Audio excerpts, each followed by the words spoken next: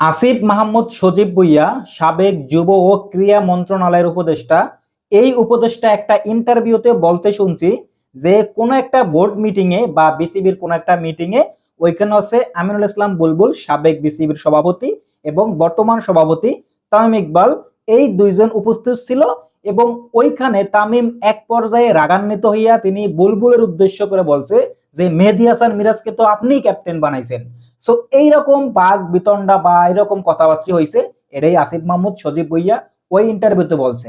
So এই কথা শোনার পরে অনেকেই এখন সন্দেহ প্রকাশ করতেছে এবং মত প্রকাশ করতেছে তামিম যেহেতু এখন বিসিবির সভাপতি এবং মেহেদী হাসান মিরাজ বাংলাদেশ ন্যাশনাল টিমের ক্যাপ্টেন, সেই ক্ষেত্রে যেহেতু সম্পর্কের অবনতি করছে, এই জন্য বাংলাদেশ ন্যাশনাল টিমের ক্যাপ্টেন্সিতে পরিবর্তন আসতেছে এবং এই দায়িত্ব অন্য কাউকে দেওয়া হইব। এর কারণ কি, এই আসিফ মাহমুদ সজীব ভুঁইয়ার এই কথা মতে যদি এরকম ঘটনা ঘটে থাকে।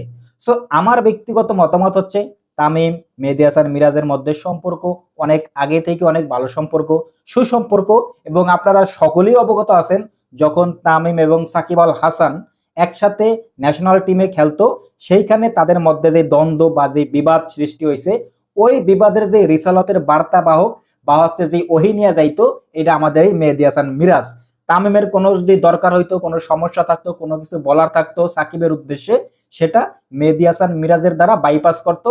আবার সাকিব আল হাসানের ক্ষেত্রে যদি তামিমের কাছে কোনো সমস্যা থাকতো, কোনো কিছু বলার থাকতো, সেটাও মেহেদী হাসান মিরাজ দ্বারা বাইপাস করা হইতো।